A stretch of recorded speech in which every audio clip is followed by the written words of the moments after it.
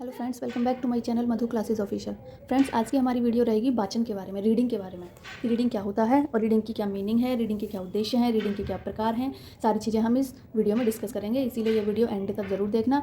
और चलिए ज़्यादा देर न करते हुए हम शुरू करते हैं। रीडिंग, वाचन।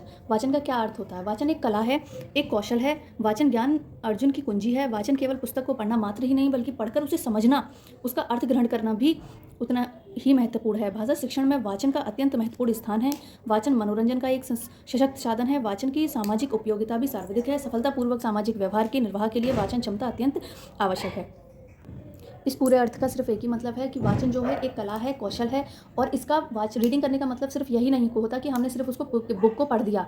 उस रीडिंग करने का मतलब ये भी होता है कि जो हम उसको पढ़ते हैं हमें वो समझना भी होता है, हम उसको समझते भी हैं। और समझने के लिए रीडिंग करना बहुत ज़रूरी है। हम समझ भी जब भी पाते हैं, अगर हमें रीडिंग करना आएगा जब भी हम उस कॉन्सेप्ट को, उस अर्थ को समझ पाएंगे, उस टॉपिक को समझ पाएंगे। आप ये सोचो बिना रीडिंग करे आप कॉन्सेप्ट को समझ लो, ऐसा हो नहीं सकता। रीडिंग करोगे तो वह हम उस चीज़ को अच्छी तरह समझ सकते हैं। यह एक वाचन जो है हमारे शिक्षण में बहुत ही महत्वपूर्ण स्थान है और ये एक मनोरंजन की कला भी है। बहुत से बच्चे अपने कॉमिक्स पढ़ते हैं, अपने मनोरंजन के लिए कॉमिक्स पढ़ते हैं, सामाजिक उपयोगिता के बहुत सारे संशद पढ़ते हैं, ठीक है। इसीलिए रीडिंग बहुत ज़्यादा इंपॉर्टेंट है। कुछ विद्वानों ने जो है इसका मीनिंग बताए हैं। स्कूल में भाषा पुस्तक में लिखा है कि वाचन एक साधन है जिसके माध्यम से बालक संपूर्ण मानवता के द्वारा संचित ज्ञान राशि से परिचित हो जाता है, ठीक है। केथन ओनकार ने लिखा है कि वाचन वह जटिल अधिगम प्रक्रिया है जिसमें दृश्य, श्रव्य एवं गतिविधि संकेतों का मस्तिष्क के अधिगम केंद्र से संबंध निहित है।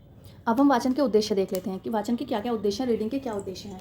वाचन को दूसरों के समक्ष प्रभावी ढंग से प्रस्तुत करना। देखिए, अगर हम रीडिंग कर पाएंगे, अगर हमें रीडिंग करना अच्छे से आएगा तो रीडिंग के द्वारा हम जो सामने वाले व्यक्ति तक अपने विचार अपन को बहुत ही प्रभावी ढंग से प्रस्तुत कर पाएंगे। हमें ये पता चलेगा कि हमें अपने विचार किस तरह से सामने वाले आदमी के, सामने वाले के दूसरे व्यक्ति के सामने प्रस्तुत करने हैं। हमें वो ढंग आएगा अपने विचार प्रस्तुत करने के लिए। ज्ञान अर्जन के साथ साथ वाचन के प्रति रुचि उत्पन्न करना। देखिए, ज्ञान तो हमें मिलेगा, ठीक है, ज्ञान के साथ साथ हमें उसमें रुचि, ठीक है, इंटरेस्ट कैसे उत्पन्न हो, ये हम रीडिंग से उससे उत्पन्न करते हैं। सामाजिक संवेदनशीलता का विकास करके छात्रों को विशाल दृष्टिकोण प्रदान करना। बच्चों का जो दृष्टिकोण है, ठीक है, उनको बहुत विशाल बनाना, उनका विकास करना, ये रीडिंग का उद्देश्य है। ध्वनियों के शुद्ध उच्चारण का ज्ञान करना। अगर हम रीडिंग करेंगे, बार बार रीडिंग करेंगे तो हमें जितनी भी ध्वनि है उनका उच्चारण सही ढंग से उच्चारण करना आएगा, ठीक है। विभिन्न लेखन शैलियों का ज्ञान प्रदान करना। शब्द, पद, वाक्य संरचना का ज्ञान प्रदान करना। मतलब हम रेगुलर रीडिंग करेंगे, ठीक है, हमें रीडिंग करना आएगा तो रीडिंग से हमें क्या होगा कि हम जो उनके पद हैं वो अच्छे से उच्चारण करना सीखेंगे। शब्दों को, वाक्यों की संरचना करना हम अच्छे से सीखेंगे। ये रीडिंग का उद्देश्य है। अब हम बात करते हैं रीडिंग के प्रकार। वाचन के प्रकार। वाचन के मुख्य दो प्रकार होते हैं, स्वर वाचन और मौन वाचन। अब हम सबसे पहले देख लेते हैं स्वस्वर वाचन क्या होता है। लाउड रीडिंग, ठीक है। स्वर सहित वाचन को स्वर वाचन कहते हैं। इसमें विद्यार्थी पढ़ने के साथ साथ बोलता भी जाता है। स्वर वाचन, ठीक है, उसको स्वर ही बोलते हैं, ठीक है, की क्रिया में अर्थ ग्रहण आवश्यक होता है। स्वर वाचन में क्या होता है कि बच्चा जोर जोर से पढ़ता है, ठीक है, उसे हम कहते हैं स्वर वाचन, ठीक है। ये भी दो प्रकार के होते हैं, व्यक्तिगत और सामूहिक, ठीक है। व्यक्तिगत स्वर वाचन जो होते हैं, व्यक्तिगत वाचन उसे कहते हैं जिसमें एक व्यक्ति ही वाचन करे। इसमें बालक की व्यक्तिगत अशुद्धियों को दूर किया जाता है। व्यक्तिगत वाचन में क्या होता है, एक ही बच्चा खड़े होकर बहुत तेज तेज पढ़ता है। बच्चा जहाँ गलती करेगा उसे पर्सनली जाकर उसको सुधारा जाएगा, ठीक है, जहाँ भी वो गलती करेगा उसकी गलतियों को दूर करा जाएगा। सामूहिक स्वर वाचन में, सामूहिक वाचन में जो है बच्चे, अधिक व्यक्ति एक समूह में एक साथ वाचन करते हैं। मतलब एक समूह में बैठकर व्यक्ति बहुत तेज तेज पढ़ते हैं, ठीक है। स्वर वाचन के जो उद्देश्य हैं, छात्रों में उच्चारण को शुद्ध करना, वाचन में रुचि जागृत करना, स्वर में रचनात्मकता लाना, आत्मविश्वास जागृत करना, विभिन्न प्रकार की ध्वनियों का ज्ञान प्रदान करना, छात्रों को प्रभाव के साथ वाचन करने योग्य बनाना, ठीक है। एक स्वर वाचन से ये होता है पढ़ने से कि वो बच्चे में कॉन्फिडेंस आता है, ठीक है, बच्चा आत्मविश्वास के साथ पढ़ता है और बच्चे में रुचि जागृत होती है, रीडिंग के प्रति रुचि जागृत होती है, उसके उच्चारण शुद्ध होते हैं, उसमें उन्हें ध्वनियों का ज्ञान प्राप्त होता है, उसे दूसरे अपने विचार प्रकट करने को प्रभावी ढंग प्राप्त होता है। बात करते हैं स्वस्वर वाचन की विशेषताएं। देखिए, एक एक अक्षर को शुद्ध एवं स्पष्ट उचित स्वर बल के साथ उच्चारित करना, उच्चारण की शुद्धता पर पूर्ण ध्यान देना।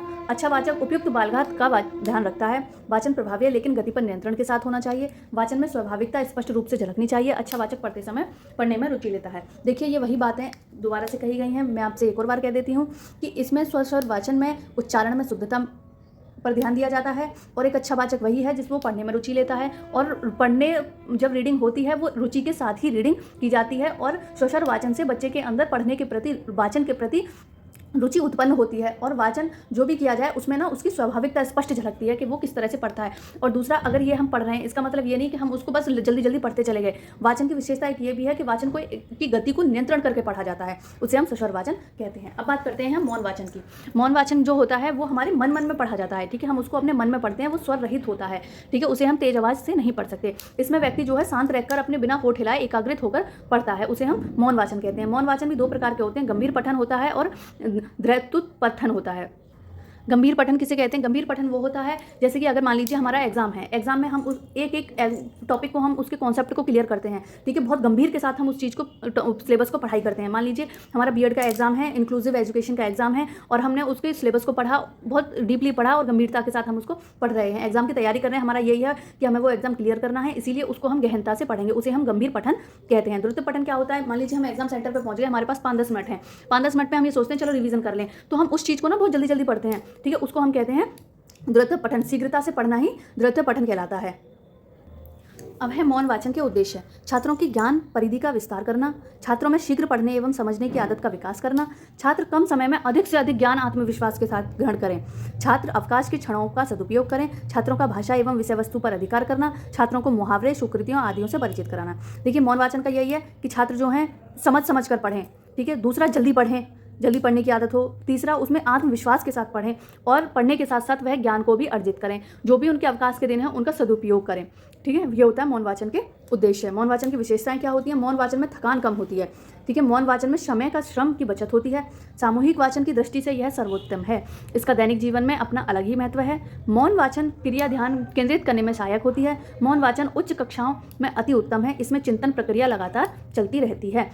देखिए मौन वाचन क्या होता है? मौन वाचन में थकान, सबसे पहले तो थकान कम होती है, समय की भी बचत होती है और उसमें जो है सामूहिक वाचन की दृष्टि से सबसे पहले है और इसमें जो है कक्षाओं के लिए बहुत अति उत्तम है और चिंतन की प्रक्रिया, इसमें क्रिटिकल थिंकिंग लगातार चलती रहती है। अब हम देख लेते हैं स्वर वाचन और मौन वाचन में क्या क्या अंतर है।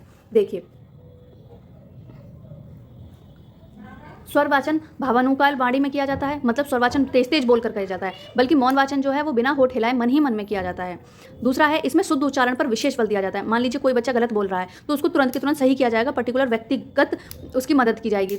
मौन वाचन में इसमें उच्चारण पर बल नहीं दिया जाता है, क्योंकि बच्चा मन मन में पढ़ता है, अपने आप अगर गलती भी करेगा तो किसी को पता भी नहीं चलेगा, अगर वो किसी को पूछेगा तो उसकी गलतियों का पता चलेगा, अदरवाइज नहीं पता चलेगा। श्वसर वाचन में बोलने के कारण शीघ्र थकान हो जाती है, अगर बच्चा तेज तेज बोलकर पढ़ेगा तो उसमें जल्दी थकान हो जाती है, लेकिन मौन वाचन में थकान कम होती है। स्वर वाचन में अधिक समय लगता है, मौन वाचन में समय की बचत होती है और आत्मविश्वास की वृद्धि दोनों में होती है, आत्मविश्वास के साथ पढ़ना दोनों में होता है। उच्चारण का जो होती है, उच्चारण में वृद्धि, उच्चारण में शुद्धता दोनों में आती है, ठीक है, और बच्चे को ध्वनियों का ज्ञान दोनों में, मौन वाचन स्वर वाचन दोनों में होता है। अगर मेरी ये वीडियो आपको अच्छी लगी हो तो प्लीज़ लाइक करो, शेयर करो और ज़्यादा से ज़्यादा शेयर करो एंड सब्सक्राइब करो। Thank you for watching.